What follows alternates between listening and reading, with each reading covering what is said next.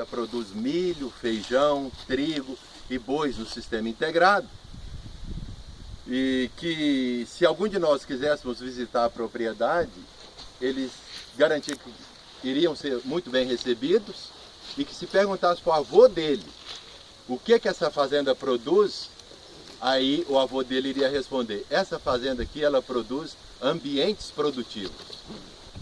A soja, o milho, o feijão é uma consequência. Então eu acho que quando você lida no campo e está tocando com a terra, desde essa data eu estou tentando enfiar isso na minha cabeça de maneira apropriada. Se você trabalha, sabe, com essa visão, eu não estou produzindo boi aqui, não estou produzindo eucalipto, eu estou produzindo ambientes produtivos. Aí o resto está tudo pronto. Então é um ensinamento aí que eu sempre compartilho, que eu acho que vale a pena se você lidar no campo. Então o que eu falo? Tem um professor lá em Viçosa, que eu estava lendo esses dias, na região lá, e procurou as propriedades, e o trabalho deles é zerar a emissão de gases nas propriedades. Eles chegam, fazem a medição e depois entram com atividades para zerar aquilo, plantando árvores. E chegaram à conclusão que a emissão de um boi seria necessário 50 árvores para zerar. Eu achei esse trabalho muito produtivo. Aqui nessa fazenda deve estar com 350 animais hoje, e deve ter mais ou menos aqui umas 120 mil árvores. Ainda não aconteceu, mas eu acredito muito que vai acontecer, sabe? A preocupação com a sustentabilidade. Se você produz, se você tem uma pecuária de corte dentro desse sistema aqui, eu acho que quase que vai facilitar muito você receber um selo diferencial. Porque eu tenho em mente, hoje nós somos 7 bilhões de pessoas no planeta Terra. Vamos ser, em 2050, 9. Todo mundo tendo que comer aqui. Essa terra antigamente ela produzia 4 arrobas de boi. A mesma terra produz 18 arrobas de boi e 43 metros de madeira. Então é uma coisa assim, e com muita sustentabilidade, isso aí, sabe? A Luana também é um trabalho da tese dela que eu achei legal demais. Ela fez uma avaliação, tudo que cai, esses galhos, folhas que cai aqui, denomina-se serrapilheira, né? Que está aqui. Ela fez a medição, 47 toneladas por hectare. Aí eu lembro lá quando eu estudava em Viçosa, um professor falando que terras de eucalipto, quando você planta café, a produtividade é muito boa. Esses eucaliptos aqui, ó, eles vão em profundidade, pegam os nutrientes, vai para a copa e depois volta para a superfície. Então a ciclagem é muito eficiente. E o que compõe aqui no solo também é muito importante. Então, como dados sistemas tradicionais, a minha experiência, e é muito curioso, gente, o tanto que a gente aprende. O tanto que a gente aprende. Hoje já está mudando de novo, sabe? De tudo que a gente começava, cada ano mudou e vai mudando. O que eu vejo? Você, como é o meu caso, que não tem a disponibilidade de dedicação exclusiva como produtor rural... Se você quiser uma água, até aqui para molhar a garganta. Já vou tomar. Tirar o pó da goela. Não é uma branquinha, Aí, a minha realidade, como eu não tinha essa disponibilidade, na minha visão, aqui ninguém é dono da verdade, eu compartilho com vocês a minha experiência e o meu perfil. O meu perfil de produtor, eu sou um produtor conservador, avesso a risco. Então isso que me leva muito a fazer isso, essas fazendas que eu cuido hoje, é herança de sogro. E eu morro de medo dos meus filhos mais na frente, falou: pai, cadê a fazenda que o vovô deixou? Puf, enfiou no rabo do viado. Então é muito fácil você perder você trabalhando na terra. E eu vi assim, como eu não podia ter dedicação exclusiva, é a pecuária de corte que enquadra no meu perfil. Pecuária de leite e agricultura irrigada são atividades intensivas, que exigem muita presença. Então, eu estou convencido disso e falo todo lugar que eu vou. A pessoa que mexe com pecuária de corte ou de leite, ele não tem nenhuma razão para não ter árvore na área dele. Fazer a terra produzir mais. Nós estamos com 2 unidades demonstrativas. Nós fazemos um trabalho hoje de parceria com a Emater, eu tenho colaborado lá com eles e que tem me motivado muito. Nessa safra nós instalamos em Quirinópolis uma URT de 3 hectares, com um produtor que tem 10 alqueires, 50 hectares e tira 1000 litros de leite por dia. Admiro muito esse homem. E uma outra de 30 hectares, que é quase o tamanho da fazenda do Seu Negro, em Nova Crixás, fazenda Tamburi. Então, essas são células que eu acho que contribuem muito para a adoção da tecnologia. Então, eu acho que quem mexe com pecuária de corte, pecuária de leite, não tem nenhuma razão para deixar a terra só produzir leite ou carne. Você pode produzir madeira junto, que é bastante. Eu acredito muito, assim, quando eu vejo os prêmios que nós recebemos, que eu vou referir. Se é recentemente eu vendo o presidente da Embrapa, o cara nessa posição, obrigatoriamente ele tem que ter uma visão muito ampla do mundo. E ele falando que o plantio direto levou uns 10 anos até ser amplamente adotado, sabe? E hoje é o que é mais plantado. Integração lavoura-pecuária, isso aqui eu queria falar para vocês, muitas vezes as pessoas confundem. Integração lavoura-pecuária é uma tecnologia para o lavoureiro, o cara que planta soja, milho e tal. Ele põe o capim, entra com os bois na safrinha e tal. Integração lavoura-pecuária floresta com componente madeira é uma tecnologia para o pecuarista. É bem diferente. E eu acho que vai chegar mais na frente, que vai ser uma tecnologia mais também para o lavoureiro. Na outra fazenda esse ano eu comecei a implantar e eu estou buscando um arranjo, porque vocês veem aqui tem 22 metros, essas 4 linhas denominam renque, né? Vocês saem do curso para repetir, e as entram aqui entre renques, 22 metros. Essa fazenda é quase que obrigatório eu ir até o fim com ela com pecuária e floresta. Se eu tentar fazer agricultura aqui vai ser muito comprometido os grãos. Aí lá na outra fazenda eu abri para 30, 31. Você não pode abrir muito, que eu acho, eu escutei isso do Escofro, o atual reitor de Lavras, meu colega de turma, dizendo que quando você faz esse LPF, você tem que vigiar muito a população inicial de árvores. Você não pode começar com a população muito baixa, porque senão, no decorrer da vida do seu plantio, você não tem material para fazer seleção. Alguma quebra a copa, outra entorta desse jeito, alguma coisa. Então, eu estou trabalhando com limite, eu estou aqui com 600, 650. Na outra fazenda, eu já baixei para 400. Eu planto todo ano um pouco. Eu estou achando que 31 metros, isso aqui, ó, dali até aqui, são 4 linhas, né? Tem 3 metros, 3 metros, 3 metros. Então, são 9. 9 com 31, então, 40. Então, ficam isso. Desse jeito, está dando 326 árvores por hectare. Eu estou buscando, assim, eu acho que o número mágico seria 350, porque eu pretendo produzir aqui madeira para serraria, certo? Quando eu comecei isso, tem um professor de Viçosa hoje, foi meu colega de turma, professor de tecnologia da madeira, Zé de Castro. Ligando para ele uma vez, ele pegou e falou assim: Abílio, se você está plantando eucalipto para produzir madeira para energia, para vender a 30, 40 reais, e você espera 7 anos, por que você não espera mais 7 e vende para a serraria a 1.200? Aí quem é Goiânia aqui, vai lá no Jardim Guanabara, onde fabrica as cadeiras ali, você chega lá, tem as pranchas lá, você fala, quanto que é essa prancha? Paguei 1.300. Então, não é a literatura, o mercado está apontando para isso. Então, qual que é o pensamento? Outra coisa, gente, esse é o que eu falo aqui, é o meu conhecimento hoje. Amanhã, com certeza, eu vou falar alguma coisa diferente, que você aprendeu algo mais. Então, hoje eu tenho em mente, eu saio com a população de 600, para ver se eu chego no 14º ano com 200, 250 árvore top, com 14 anos. Zé de Castro também fala, quando o mercado está muito bom, o pessoal andou cortando eucalipto aí com 4, 5 anos. Mas a idade ideal com poder calorífico seria 7, a hora que ele produz mais pressão de vapor na caldeira, da densidade. Da mesma forma, você não adianta ter uma árvore com diâmetro legal para serraria. Ela está madura, ela dá trabalhabilidade, não dá o arrepio da grã ali com 14. Então ele falou, se você espera 7, você não espera mais 7 para vender 1.200. Então hoje eu manejo isso aqui, por isso que elas são limpas assim, ó, para produzir uma madeira livre de nós. Isso aqui é podado, para ter a madeira limpa. E aí no final, a minha expectativa é chegar com 250 árvores por hectare. Abílio, até quando que você vai podar, você vai conduzir essas árvores? Ou já parou? Não, a altura ou o tempo? A altura de fuste. Ah, isso. Eu vou não levar necessariamente tempo aqui, porque aqui é muito mais difícil depois. Eu comprei uma poda naquela Boitim lá do Paraná, serve um cabo extensível aqui, aí você corta. E aí eu acabou. iniciei com pau, sabe? Eu rodei o pau e tal, mas não firma muito lá e é muito pesado. Quantos metros você conduz? Aí eu vendi aquela madeira e ganhei dinheiro e comprei uns cabos de alumínio, agora eu tô bem. Mas qual que é a média de altura que você usa para o fuste? Normalmente eu tento levar o que dá, é esse aqui, ó, porque é o que alcança. 6 metros. 4 metros e metros. meio por aí. Outra coisa que eu lembro, qualquer momento pode interromper, e essa apresentação, ela está com o Leonardo. Qualquer um que tiver interesse está à disposição. Então, gente, isso aqui é a localização da fazenda, município de Cachoeira Dourada. agradecer aqui o Senac pelo excelente trabalho que fez aqui. Nunca trabalhei com flip chart tão chique, a grossura do madeira, do papel. Vamos gastar papel, Que a né? história é boa. Ô, Abílio, ouvi isso lá em Brasília. Padrão Banco Mundial. Não fica gravando esse troço, não, gente. Não fica falando, pô. Ai, gente, essa aqui, Não ó. vai falar nada. É muito legal isso aqui. Eu devia ter levado você em outro lugar. Essa foto, tá vendo essa árvore aqui, ó? Ela tem uma cicatriz. É aquela árvore lá, ó, a cicatriz dela. Essa foto ela foi tirada de cima do curral.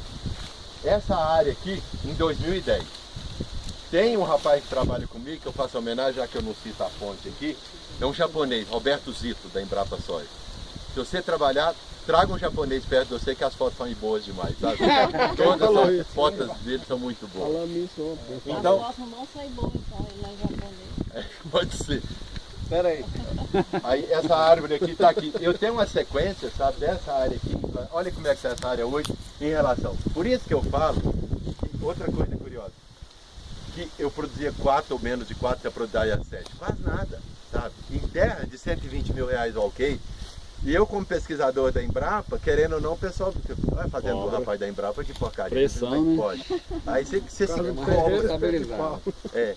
E aí, outra coisa, vocês só não entraram nesse corredor lá do início, porque nesse corredor lá mais embaixo tem um pé de baru, que o 11 tinha que afastar um pouco. Aí o motorista também, um 11 bonitão desse, eu também dei razão, eu resisti até hoje. Os caminhão boiadeiros que entram ali, que aí pode esbarrar, bater um pouco, vamos dizer, se quebrar um retrovisor daqui, nossa senhora. Mas tá lá. Eu preservo todas as árvores nativas. Aqui eu vou contar uma história para vocês na primeira área, lá onde eu comecei. Quando eu comecei, eu sou engenheiro florestal, embora fiz doutorado em agronomia, mas a base é floresta. Aí eu pensei assim, eu vou achar alguém que toca a roça para mim, a parte da lavoura, e eu vou cuidar da parte da floresta e gado. Floresta eu não conhecia muito, embora engenheiro florestal, eu nunca tinha plantado árvore. Ô Eberson, traz esse Xuxa aí que está na carroceria para mim, por favor.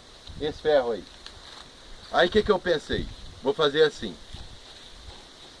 Naquela primeira área, são 15 hectares, tem mais ou menos lá 22 sucupiras daquela ali, ó. Aí eu trazia as pessoas e eles falavam assim, se você deixar arrancar a sucupira, eu arrendo. Eu falo, se for para arrancar a sucupira, eu não arrendo. Vieram uns 10.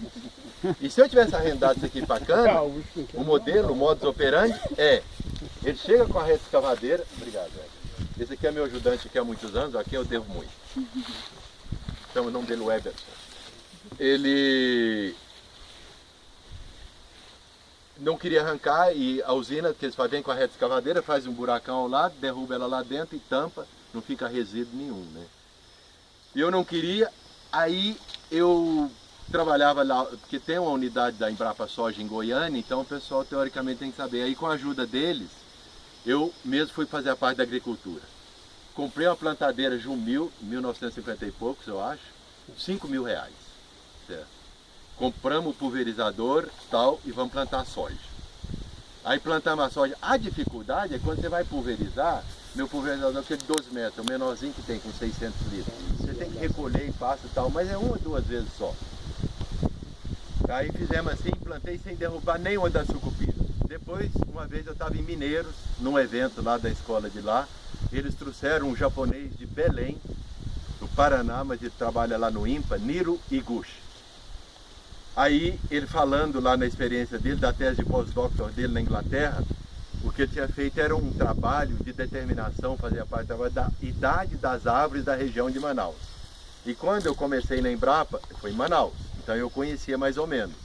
E quando ele falou que as árvores da região de Manaus tinham aproximadamente 1000 anos, eu levei muito susto e contei para ele das minhas sucupiras aqui, né? Ele falou, Abílio, você vai fazer o seguinte, de vez em quando cai uma. Quando cair, você vai na base dela e corta como se fosse um rocambole. Negócio mais ou menos 3 centímetros, aquele rodeiro, tira e manda para mim, que eu tenho como mandar uma amostra para a Inglaterra, alguma coisa, determinar a idade dessas árvores. Caiu uma árvore, eu tirei o rodeiro. Tava ansioso já para cair uma árvore. Não vai cair nenhuma. Enrosca uma grade aí, não, sucupira. Levei para Goiânia, tá lá, e o diâmetro do rodeiro são 70 centímetros. Caramba. Mais ou menos isso aqui, ó. Aí trocando e-mail com ele, eu disse, Abílio, não precisa nem mandar, só mandar tal. Mas essa sucupira sua, eu posso te garantir que ela tem mais de 1000 anos. Nossa. Mas eu fiquei tão feliz de não ter deixado arrancar, e a partir daí não arranca nenhuma. Implanta o sistema, está aqui, porque é uma de 1000 anos, eu nem sei falar qual geração minha que se plantasse teria que ver. Essas árvores aqui viram os índios aqui, ó, o que tinha aqui 1000 anos atrás, viram tudo. Então, é um ser vivo, é um negócio assim, e a diversidade que você mantém que tem contribuído tanto, sabe? Então, é umas coisas eu acho que Deus me ajuda muito, eu sou muito rezador. O que me levou a não arrancar essa sucupira, né? E não arranquei nenhuma, e mais na frente aconteceu isso, eu fiquei muito satisfeito. Aqui, gente. Quer uma água, mais uma água? Me dá aí. Eu vou falar não mais que 1 hora, viu? Depois vocês falam, chega a hora do almoço, o restaurante já está reservado em Cachoeira, viu? Essa parte de deixar as árvores, Abílio, contribui inclusive com a sustentabilidade do sistema, né? Porque se você chega, você vê como que é a visão que a gente tem da cana e da agricultura, qual que é? Ah, não, tem que arrancar todas as árvores. Quando você propõe um sistema que não tem que arrancar, ó, isso é importante para vocês, viu, gente? O Abílio falou das árvores. Essa é uma postura de muita sustentabilidade do sistema. Uma coisa é você chegar para outra e falar, não, meu amigo, tem que arrancar todas as árvores. Outra coisa é você falar, não, gente, ó, vamos ver, dá para trabalhar, olha, a linha aí, pode pular e tal. Quando eu trabalhei em Manaus, eu lembro muito, sabe? Quando iniciou a extração da borracha, era o extrativismo, construiu aquele teatro bonito, aquela época áurea lá da Amazônia, né? Então, o homem andava na mata, ia ali uma ata de... Até que veio um inglês, pegou a semente, levou para Malásia e plantou em linha. Por isso que eu acho que muito... a árvore salteada na área é complicado. Aqui eu vou abrir um parênteses para falar para vocês 2 aprendizados que me impactou muito. Foi primeiro, como é que você com 600 árvores aqui por hectare, você está tirando 43 metros de madeira por hectare? Analisando lá com o Fábio Venturoli, vai dali daqui, esses espaços aqui são adubados todo ano. Todo ano eu coloco 100 kg de MAP e 100 kg de ureia por hectare. 90% da raiz desse eucalipto aqui, ó, está no primeiro metro, 1,5 metro. Quando eu jogo essa ureia e o MAP aqui, uma parte desse fertilizante, ele ia descolar no perfil do solo, ia lixiviar. Mais embaixo, a raiz do eucalipto pega. Então eu adubo eucalipto de 6, 7 anos. Ninguém faz isso. Nós falamos sobre isso, né? Na verdade, eu não adubo o eucalipto. Eu adubo o pasto. Indiretamente eu adubo. Maio do ano passado, na outra fazenda lá, eu comecei a implantar esse ano. E aí, o grande diferencial chama material genético que eu plantei lá. Sabe? São híbridos duplos, simples e triplos de eucalipto, sabe? Clones, um material super sofisticado. Eu levei muitos anos para despertar. Quando você planta soja, milho, você não capricha na semente? Um ciclo de 120 dias? Por que você não capricha na muda que vai ficar 14 anos? Então o material que eu plantei esse ano lá, o Brasil, não sei se vocês sabem, é o país mais desenvolvido em silvicultura do mundo. Não tem outro. A Austrália vem aqui aprender. Então, e é uma espécie originária da Austrália. E aí aqui eu agradeço o colega Teotônio Francisco de Assis, um goiano de Jataí, que dá uma grande contribuição para o setor florestal. E ele alia 2 coisas que eu admiro muito, a competência e a simpatia. Normalmente o cara muito competente é meio enjoado, e ele não. Super simples e bom de tratar. Aí lá eu plantei desse material. No mês de maio do ano passado, eu fui vacinar o gado, aí você fecha tudo. Eu já tinha dado 2 combates da mosca do chifre, que acontece essa história. Fui, aí pá, tive que fazer um terceiro, um recata lá. No outro final de semana eu vim para essa fazenda aqui fazer. Não tinha dado nenhum combate, não tinha mosca. A primeira coisa que eu falei, são os eucaliptos, só pode ser. Aí procurei esse colega da Embrapa Soja lá, Edson Iroses, que é um profissional que eu admiro muito. Aí ele pegou e falou assim, Abílio, ele já veio aqui, então ele conhece. Precisava observar melhor, mas a minha hipótese é a seguinte. O seu sistema produtivo, ele é muito diversificado. Então isso leva aos inimigos naturais serem também uma população muito diversificada. E muito provavelmente está permitindo eles trabalhar de forma mais eficiente no controle dessa mosca do chifre. Então, sabe, são coisas que você vai vivendo e vai aprendendo e vai assim te mostrando e que você não tem dúvida. Por exemplo, quando você vê que a Luana fala 5 km por hora, quando você vê um passo desse jeito aqui, ó, com mais de 40 dias sem chuva... Se eu te corrigir, é 1,3 km. 1,3, pois é, por isso que está mais verdinho ainda. Melhorou desse último mês aí. Então, gente, eu vou fazer uma reflexão rápida aqui, eu devo os créditos que é o Monteiro da Nutroeste, ele que conseguiu visualizar. Engraçado que eu falo e sempre disponibilizo, né? Aí ele conseguiu com a experiência dele como mestre em zootecnia e vivendo muito isso, Uma forma muito simples de avaliar o custo da produção da arroba. Aí hoje você vê muita gente apresentando e tal, mas a base estava aqui, Crédito Monteiro. Pecuária de corte, sistema tradicional. Aluguel de pasto, cabeça por mês, R$15, gira por volta disso. Vacina, mão de obra, medicamento por cabeça mês, R$4. Suplementação com sal proteinado, corte. Aqui eu uso da Nutroeste do Monteiro, mas aí uma relação antiga e tem dado certo. Aí se você colocar aqui, ó, são 100 gramas, certo? Que você dá normalmente para não, você dá 0,1% do peso vivo, são bezerros. Aí o custo do produto dá 1,66, o custo por animal mês, se você pegar e multiplicar, dá 4,98. O custo de oportunidade desse bezerro de ano, que é R$1.000 por aí. Eu não compro bezerro Nelore, que eu acho caro demais, 1.600. Você vender um boi por 2.400 e dar 1.600 num bezerro, eu acho bravo. Aí eu vou com esse tatu com cobra aí, melhorado. Aí se você botar a taxa de 6,75 daí, então o seu custo mensal no sistema tradicional, R$30. Por cabeça. Por cabeça. Aí, peso do bezerro na desmama, 180 quilos. Tá?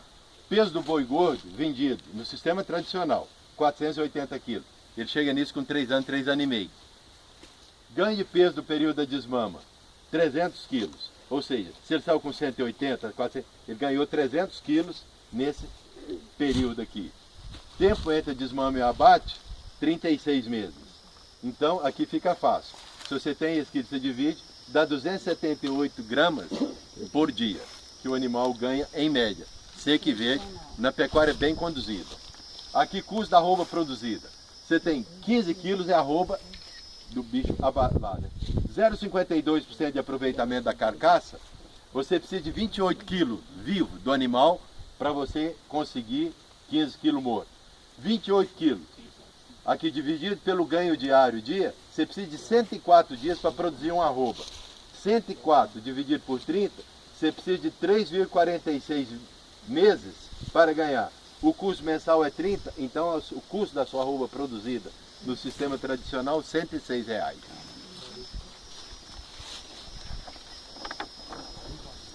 Continuando. Capacidade de suporte, 2 cabeças. Eu não consegui isso aqui antigamente.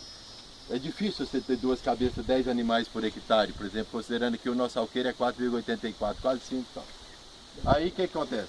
2 cabeças, ele ganhando isso aqui, essas gramas, 365 dias, 202 quilos. 202 quilos que ele ganhou no ano, né? 52% de aproveitamento de carcaça, 105 quilos de carne. 105 quilos de carne que ele produziu no ano, você divide por 15, que é a arroba morta, dá 7,03. É aqui é que chega no número que a pecuária nacional produz em média 7 arrobas. Lucro por arroba, preço de venda, 140, na verdade está 136 hoje, à vista. Agosto. Preço do custo, o custo 106, né? Aí sobra para o pecuarista R$33. Lucro por hectareano, 7 arroba vezes 33, 236. Foi aqui que as usinas conseguiram arrendar todas as Aí terras. chega a usina a 1.000. É, a 1.000 por hectare. Doido. 236. Então, é aí que você vê que o pecuarista, ele não consegue reformar a cerca da fazenda dele, não consegue reformar os pastos degrados, porque como diz o professor da escola, boi é bom a partir de 1.000, porque você multiplica aqui por 1.000 e dá um trenzinho melhor. Mas o investimento em tecnologia vale muito a pena. Vocês vão ver aqui depois no outro sistema. Olha aqui, essa a usina, vocês vão ver a hora que vocês saírem lá na porteira, vocês olham na frente, essa é a usina. Essa foto foi tirada daqui da fazenda, pelo Roberto Zito, que eu não dava conta não. Uma máquina boa. Aí o que eu falo? O que fazer? Arrendar para cana ou fazer o sistema de integração lavoura, pecuária, floresta, como pelo lado do INPL. A situação hoje. Vocês não vão na Agrobrasília dia 13 não, que eu vou repetir com o meu Flipchart lá. Então. Vai ser o material repetido. A Fazenda Boa Vareda em 2012. Isso aqui eu admiro assim, a peculiaridade do ser humano e a criatividade. O autor dessa foto é o Monteiro. Ele veio aqui uma vez, viu esse pasto, é um pasto lá embaixo, está formado assim com piatã. E aí ele ficava lá procurando a posição, eu falei, o que você está fazendo, Monteiro? Falei, você vai ver depois. Ele estava tentando fazer dos eucaliptos uma moldura de um quadro. Botar o boi dentro da moldura aqui. Se esse eucalipto tivesse a mesma grossura, teria saído muito mais bonito. Ele não é japonês, mas tira foto bem. Tira, ficou muito bom. Achei principalmente a sensibilidade dele de tentar enquadrar. Agora vocês vão ver a mesma pecuária de corte no sistema ILPF. Eu estava pior do que aquele jeito e hoje essa aqui é mais ou menos. Isso aqui eu já repeti várias vezes na fazenda e confere. Data do início, 8 de maio de 2013. 8 de maio geralmente é o início da seca. Tem 3 anos agora. Que começa, né? Peso médio, foi lá naquele primeiro passo da entrada lá. Nós entramos com 50 animais em 17 hectares, com 242 kg de peso médio. Idade aproximada de 12 a 14 meses. Aí já é um animal mais caro um pouquinho, R$ 1.500, maior, né? 240, o outro era 180. Aí na seca, nós começamos em maio, que eu falei, 5 de maio, né? O passo mantém R$ 5,00, vacina tal, R$ 4,00 por cabeça. Suplementação cabeça é maior o valor, que é um sal proteinado mais caro. Aí depois você vem aqui, consumo. 250 gramas, que é um animal de 242 quilos, 0,1% do peso vivo, 250 gramas. O custo do produto também. Aí o custo de oportunidade, certo? Daquele negócio lá, de 1.400 que eu botei, 6,75 dá 10.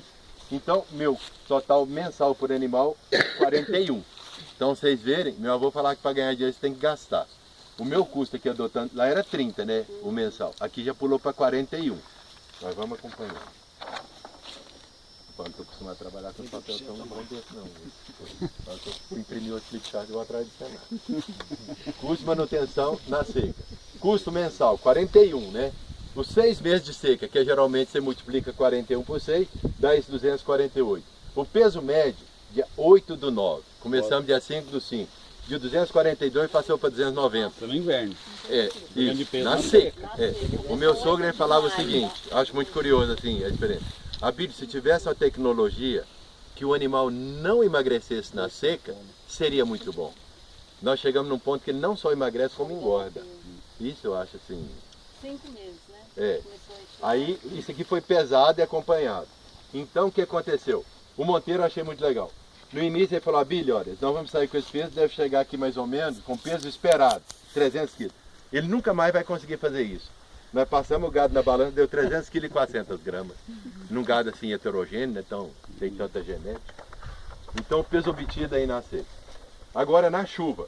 Agora que nós começamos em novembro, com o mesmo lote de gado no mesmo passo. R$15, R$4, suplementação já aumentou, certo? Você vê? Come mais. Olha aqui, lá era 41. Nas águas, 44. Tá mais pesado. Quer dizer, come mais também. Aí eu aprendi, sabe, que o pecuarista tradicional normalmente ele faz assim. Quando chega o período da chuva, o cara fala, agora ficou bom. O espaço ficou bom, aí eu vou economizar. E eu estou fazendo o contrário, sabe? Lá na outra fazenda eu faço um confinamento das águas, certo? Na seca eu confio nos animais, eu gasto 8 quilos de ração e a minha arroba produzida é R$104. Então minha margem fica em uns R$30 por arroba. Nas águas aqui, ó, os animais que eu estou confinando aqui, eles comem 2 quilos, no coxo, eles engordam 1,2 kg por dia em média. Aqui eles engordam 1,2 kg comendo 2 kg de ração, ajudado pela natureza, pela qualidade do pasto. Então, a época de você engordar boi é nas águas. É nas águas. Na seca a arroba produzida é muito cara. Então, amanhã vai entrar aqui 36 animais com peso médio de 430 quilos. A minha expectativa é que no final de maio, que aí o meu sogro acabou também, que eles vão embora. Aí, sabe? É muito interessante essa visão quando você vai fazer. A natureza, se você dá uma forcinha para ela, que é esses 2 kg de ração que eu dou, eu consigo produzir os mesmos 1,2 kg, que na seca me gasta 8 kg, 10 kg. E o custo vai lá para cima. Então, engordar boi é nas águas. Dá um tratozinho para ele, você consegue o mesmo resultado do coxo. Então tá aí 44. Na chuva, 44, os 6 meses de chuva, multiplicando por 6 dá isso, certo? Peso esperado. Dia 8/5/2014 até essa data aqui, né? 426. Desses 50 animais que nós colocamos lá, certo? Quando chegou no final, esse é o peso médio. Nós tiramos 18, sempre tem a cabeceira, né? Com 16, 17 arrobas. Mandamos. Então, o que você conseguiu? Aí já diminuiu um pouco e foi embora e... 426 quilos em um ano. Em um ano. Praticamente um ano. É. De 8 a 8. Aí o que você vê aqui? Ó, demonstração de custo-benefício do sistema pecuário do ILPF. Custo dos 6 meses de seca, 248. 6 meses das águas, mais caro ainda, tá vendo? Fiz o contrário, quando chega as águas o cara diminui o custo, você tem que aumentar ele de maneira certa. Porque eu acho curioso, sabe? Não basta você ser trabalhador. Você tem que trabalhar certo. Muita gente na roça, você vê demais isso. O cara em cima do trator, gradeando, trabalhando e perde. Errado, né? Perde, sabe? Olha o que aconteceu. Isso seria o meu caso, um vizinho lá da outra fazenda. O cara colheu soja, colheu bem, a filha dele hoje está na linha de frente. Aí iam plantar safrinha, 24 alqueires. Aí conversando com o pai falou, não, minha filha, nós estamos com dinheiro, não vamos financiar não, vamos pagar isso aqui para fazer essa safrinha.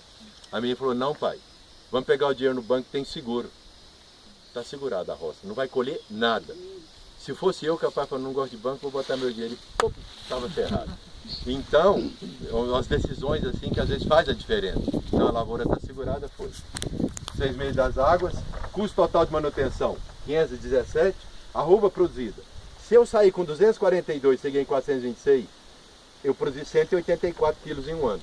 184 quilos, se você dividir, dá 6 arrobas, certo? Por animal. O custo da arroba produzida, 517, que é o total, né? Dividido por 6 arrobas, R$84. Olha o jeito que é o negócio. Muito. Demonstração.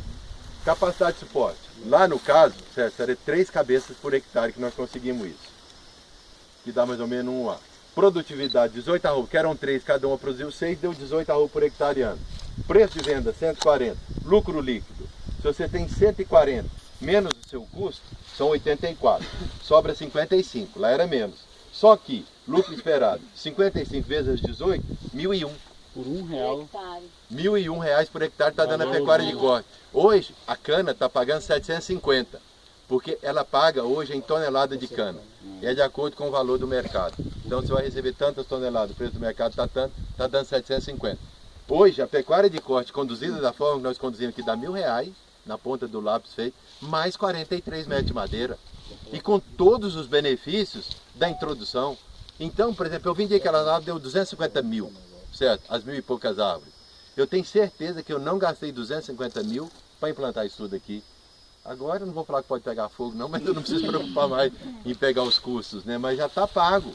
Então aqui agora, e outra coisa que eu acho, sabe? Eu estou lá em Goiânia trabalhando, estou no Capeta, onde eu estiver, feriado, tudo, as aves estão trabalhando para mim. Você põe a natureza a trabalhar para você, fazendo fotossíntese, pegando CO2. Essa semana eu vi no Jornal Cedo lá em Goiânia, um estudo feito aí fora aí, dizendo, sabe, esses enchentes, vento muito forte, como é que é aquele vento? Ele arrancou o teto do posto lá em Cachoeira. Ali depois vocês vão ver outra coisa. Fez esse negócio. Cada vez o pessoal que estuda clima, esses eventos climáticos vão vir de maneira mais intensa. Então, sabe, olha isso aqui, o tanto de carbono, essa madeira aqui é carbono, que ela está sequestrando da atmosfera. Já tem até uma ciência nova na economia do clima. É, tá. Falando. Então, assim, quando eu comecei, olha aqui, essa aqui é essa área, soja com eucalipto. Eu vou deixar para falar do fluxo de carro, vai na frente. Aqui é uma observação dos itens, eu achei muito legal. Isso aqui é a cultura anual, essa aqui é a cultura perene. O eucalipto é uma fábrica de fazer biomassa. Olha, ele cresceu igual a soja.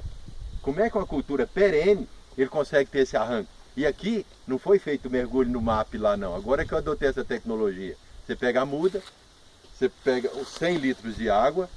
Como é que eu comecei, né? Como é que o trem vai? O pessoal não gosta que eu falo não, mas eu falo o que eu faço. Porque como não é aprovado para silvicultura o reagente, mas o reagente está mais fácil aqui, eu ponho 50 gramas. O da cana, né? É, da cana. Põe 300 gramas de reagente em 100 litros de água, certo? Quanto que é? Acho que 1 quilo de mato. 1 quilo de mato. Isso, o MAP purificado, sabe? Você mistura tudo, aí você mergulha aquilo ali. Eu achei muito legal trabalhando em Quirinópolis lá, né? Eu gosto muito dessas coisas do campo. Aí eu explicando para o produtor lá, o pequeno produtor, falou, você vai pegar aqui, vai colocar aqui e vai deixar 30 segundos. Aí um dos irmãos falou, mas não tem relógio, como é que eu faço? Aí o outro falou, conta até 30. Aí eu lembrei da academia, quando eu fazer um exercício, eu falei, conta até 60, conta até 30. Eu falei, não, eu não tinha essa resposta de jeito nenhum. Conta até 30 que vai dar. E eu gosto assim, quando está borbulhando, eu deixo lá. Então, quando você faz esse MAP, ele tem um efeito muito importante no arranque da muda, né? E aqui não foi feito, porque na época eu não tinha dinheiro para comprar MAP, agora foi feito. Aqui, ó, gente, vocês prestem atenção. Como diz o Moacir, tem que fazer mais curso do Senar para ter dinheiro para comprar. Claro. Olha aqui, ó, onde foi a soja, olha como é que esse eucalipto está um ano depois. Quem começou esse negócio muito foi a Votorantim, o pessoal fala pelas informações que eu tenho aí. E normalmente ele levava 3 anos para voltar com a pecuária. Isso não interessa muito ao pecuarista. O cara quando entra na área, ele quer voltar logo com os animais. Aí nós conseguimos aqui reduzir para 1 ano e o ciclo do milho. Ou seja, eu entro nesse espaço degradado, corrijo ele, planto soja, na próxima safra eu planto milho com capim, aí o que eu preciso esperar é o ciclo do milho. São 120 dias. Capim já fica. Aí o gado já entra. Aí essas mudas aqui, depois desse período, já estão mais ou menos com 8 metros e mais ou menos 10 centímetros de diâmetro. Você vê na literatura, pessoal, não pode botar gado errado e tal. Nesse espaço aconteceu isso. Eu não tinha bezerro na época, aí coloquei uns garrotes aqui. Não teve problema. Ela resistia bem, não teve nenhum prejuízo. Esse sistema que você adota, você adotou em todas as áreas, abrir com agricultura. Desde aquela vez que você comprou o Jumil e o pulverizador. É isso, sempre, agricultura. Muito bom. Assim aí você lá, matou o isolamento da área, né? Lá em Quirinópolis nós estamos fazendo, ajustando a realidade do sujeito, integração pecuária, leiteira, floresta. Pegamos o pasto dele e botamos as mudas lá no meio. Está muito bonito. Vai ter um dia de campo lá dia 20 de maio. Uma pergunta, o primeiro bloco lá, talvez você vai falar, é clone ou é semente seminal? Primeiro bloco? Não, tudo é clone. Tudo é clone. Antigamente tinha o viveiro da Plantara aqui perto, isso me facilitava muito a vida, sabe? Aí tinha vez de eu sair de Goiânia 4 horas da manhã, chegar às 6h30 na porta do viveiro, trazia 2.000 mudas aqui e vazava para Goiânia. Quando a cabeça não funciona, o corpo padece, né?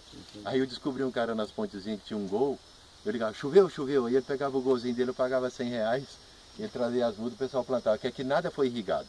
Outra coisa importante, cadê aquele ferrinho? Aí do lado. Isso aqui, ó. Todas essas árvores foi plantada com isso aqui, ó. Tudo. Não teve sulcador, não teve nada. Porque a área, você tinha mecanizado toda a área para agricultura, isso. né? Mas aí agora na outra fazenda, companheiro, eu usei o sulcador florestal. Nunca mais uso isso aqui, ó. Porque o segredo, muitas vezes, da produção está no preparo do solo. Claro. Se você faz um bom preparo, sabe? Isso aqui, eu acho que ele está até meio torto, porque às vezes estava tão compactado que o cara tinha que forçar para fazer o buraco. Aí, mas foi tudo plantado com isso aqui, ó. Tinha pouco recurso e tal. Tinha 4, cada homem ia entrando assim, ó, meus funcionários tinham o braço do Weber assim, bonito. Aí ia fazendo. O que eu fazia? O chão estava gradeado, preparado, né? Plantava a soja, aí o cara chegava, fazia isso aqui tem 1 metro, ele dava 2 tapinhas e fazia o outro. Hoje o cara vai com a matraca, amarrado a cordinha de 2,5 metros, ele vai, clac, clac. Aí na hora que ele faz um nozinho na ponta da corda, na hora que ela nivela aqui, ele planta outro. Foi dessa forma, né? Plantamos 20.000 lá na outra fazenda esse ano, em 3 dias com 3 homens. É que eu levava um tempão. Muito, muito rápido. Aí, gente, ó, já falei, agora não tem mais necessidade. Deixa eu esquecer nesse ferrinho aqui. Aqui, ó, isso aqui foi que fez eu mudar.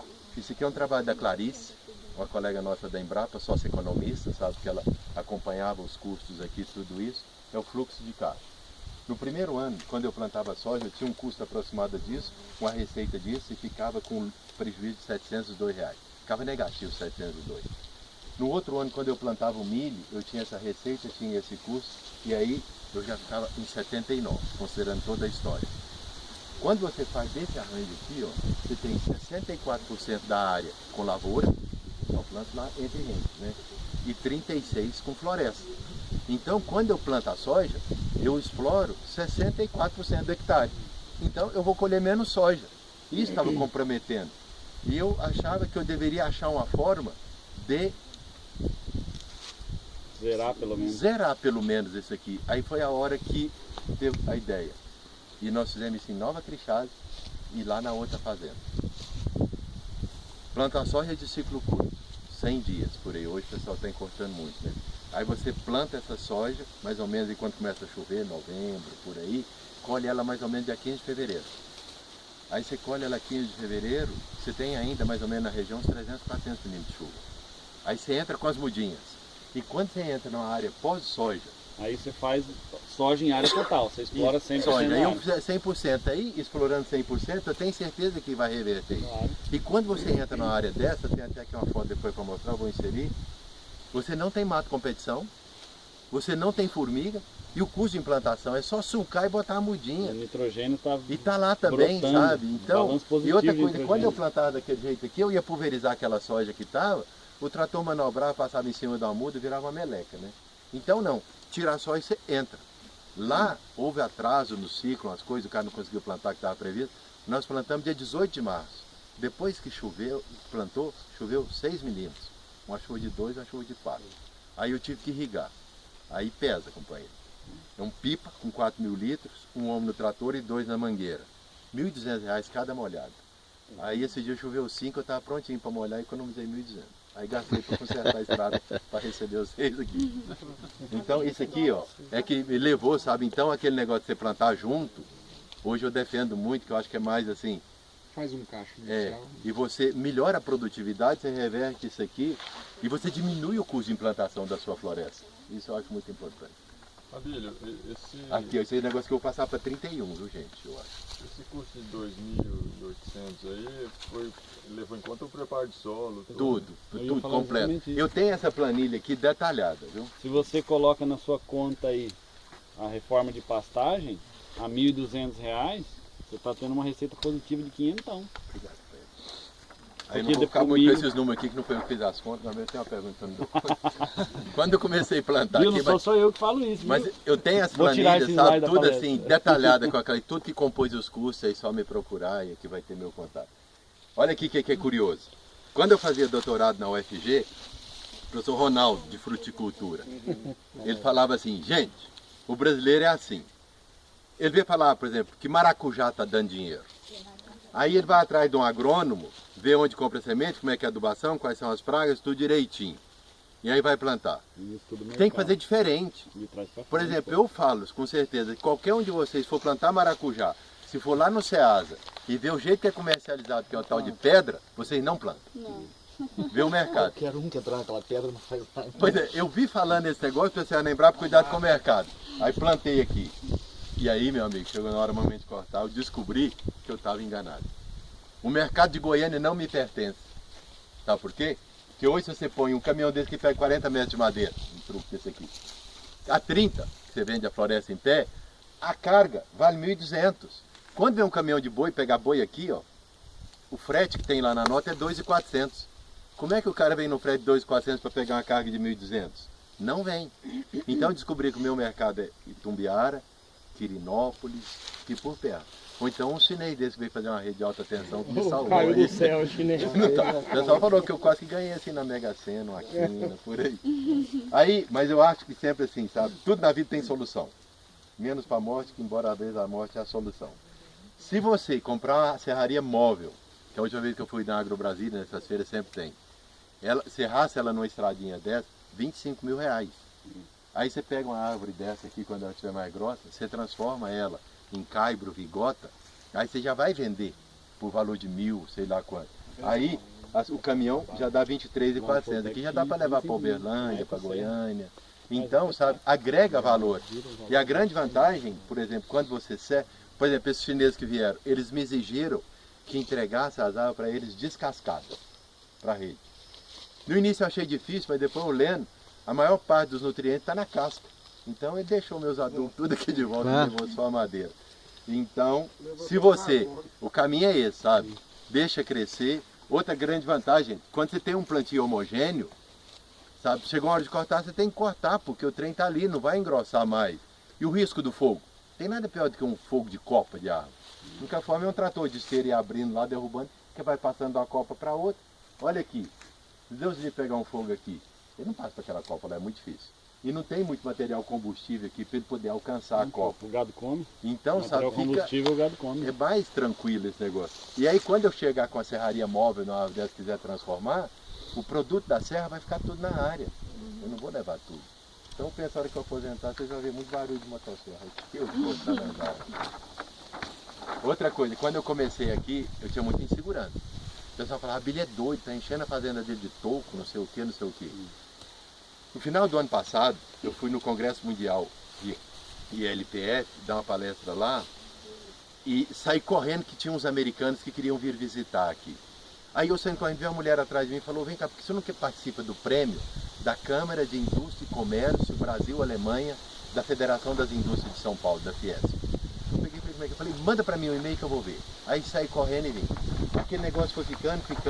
No último dia eu olhei aquilo, aí contactei com a Luana ali, com a professora Francine, falei, vocês topam me ajudar a fazer isso? Vamos.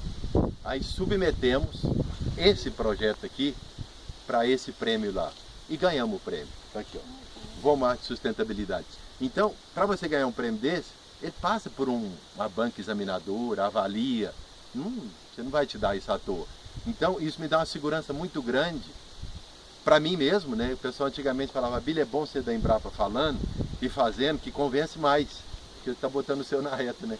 Mas esse tipo de reconhecimento aqui, ele me ajuda muito nesse sentido, ao defender e ao... Na outra fazenda, eu não estava meio resistente em fazer e tal, é um solo melhor do que esse, mas eu tenho 3 filhos. Os 3 filhos são médicos. Provavelmente a realidade deles vai ser igual a minha, eles não vão ter para dedicar. Então, se eles seguir o conselho do pai, eles vão mexer com boi. Sabe o que dá para fazer de longe. E se você mexer com boi, não tem sentido você mexer só com boi. Você tem que botar sua terra para produzir madeira e boi. Aí foi baseado nesse, que aí eu comecei a plantar lá esse ano. E aí vou plantando passo por passo do mesmo modelo lá.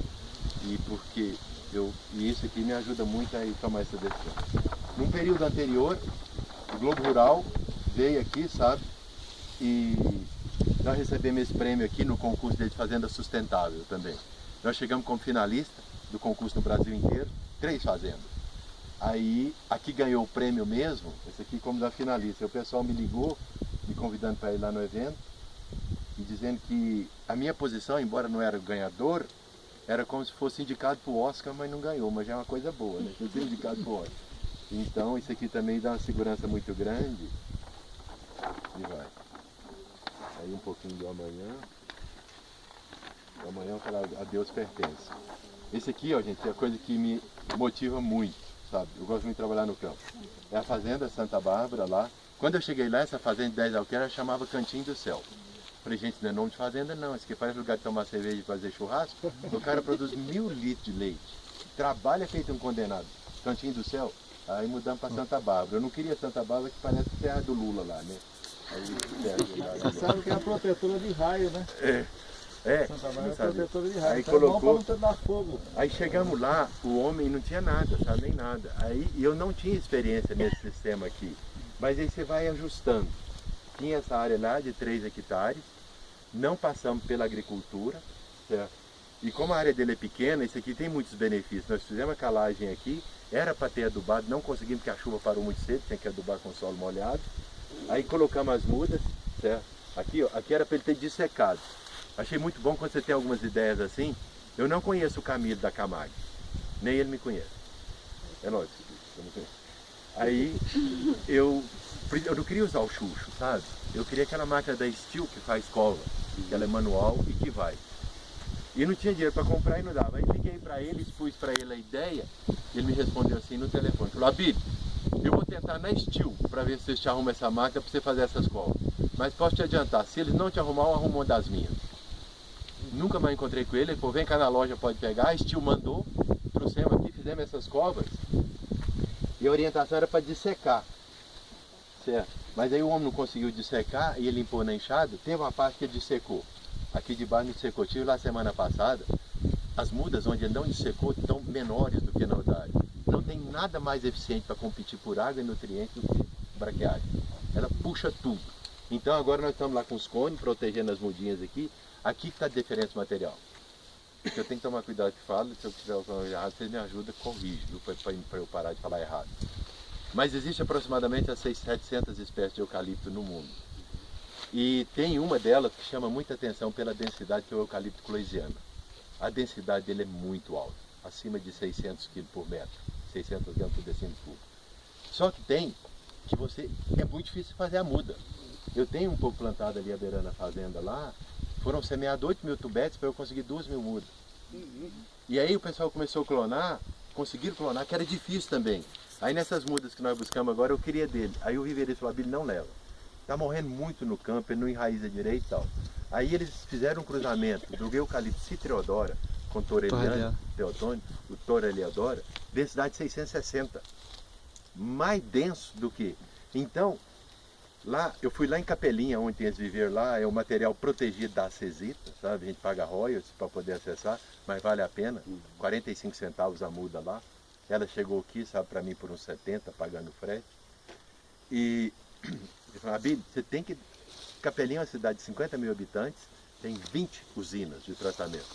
Me chama muita atenção quando eu cheguei, né? Por exemplo, se você vai em Mineiros, Jataí ali, você só vê caminhão graneleiro, certo? Se você vai em Nova Crixás, que a primeira vez que eu fui lá, eu sei, só caminhão boiadeiro. Se você vem aqui nessa região, é só caminhão canavieiro. Se você vai em Capelinha, é só caminhão de madeira que passa, que representa a região, né? Uma vez você vende um pau desse por R$20 lá na região. Se você trata dele, faz o tratamento, ele vira 60. Então agrega muito valor. Daí a explicação para ter 20 usinas de tratamento lá, de semente. Aí nós trouxemos esse material e plantamos esse Torre Eleodoro aqui, sabe? Eu acho que ficou muito chique. Nós buscamos o que tem de mais moderno, que eu acho que tem que fazer, sabe? Isso é um negócio de longuíssimo prazo. Se capricha na semente, porque não capricha na muda de água. Então agora nós estamos aqui com os baldezinhos aqui, ó, dissecando. Tem que matar a braquiária, tem que matar. E o que eu acho? São 4 linhas também que eu fiz, depois eu vou explicar para você por que eu trabalho com 4 linhas, não trabalho com 2, nem com 3, nem com 1, embora aqui na fazenda tem todas essas experiências. Quando você vai dar um passo na sua propriedade, você fecha normalmente por 30 dias. Aduba ele vem, aí você pode voltar a pastejar. Nesse sistema aqui, ó, esse homem fechou essa área para o pasto sair, não saiu porque a chuva foi embora. Aí ele vai fazer cerca elétrica protegendo o rente das árvores. E o Rodolfo, que é o melhorista lá da Cesita, ele me falou, Abílio, essas árvores que você está plantando agora, no ano que vem, isso é difícil acreditar. Que plantou no final da chuva, não vai receber tanta chuva. Eu tenho umas fotos aqui de Nova Crixás, aí eu estou acreditando. Falou, em março do ano que vem, essas mudinhas suas vão estar com 6 metros de altura e 3 centímetros de diâmetro da altura do peito. Com 1 ano, sabe? E um material de altíssima, lá em Nova Crixás, eu fui participar do dia de campo lá, para entender, 660 quilos equivale a um boi de 24 arrobas. Quando você consegue levar um boi a 500 e poucos quilos, ele dá 18, que já é considerado uma coisa interessante. Quer dizer, é uma madeira muito pesada. A construção geral. Olha esse curral ali, ó. Tem uns 10 anos que eu construí esse curral. Esse curral, ele é todo feito de cimento. Ali o núcleo, o apartador dele. Esse material veio de Cachoeiro do Itapemirim. Na época eu fiz as contas. Ficava mais barato eu fazer de cimento que fazer de madeira. Então já estava assim as questões, sabe? Então essas coisas assim, você vai observando. Então vieram, em uma semana montaram esse negócio aí para mim e me deram um certificado lá, um documento com garantia de 30 anos. Não tem uma ponta de prego. O que segura mesmo o cimento fazer é água, né? Então que você fecha o gado lá e urina para todo lado, então curte mais. E é anti-estresse, sabe? Você está lidando lá, o gado não vê nada e muito bom, eu estou satisfeito. Então isso aqui é a minha grande... Assim, eu como funcionário público eu sou muito preocupado, porque quem paga meu salário é a sociedade, né?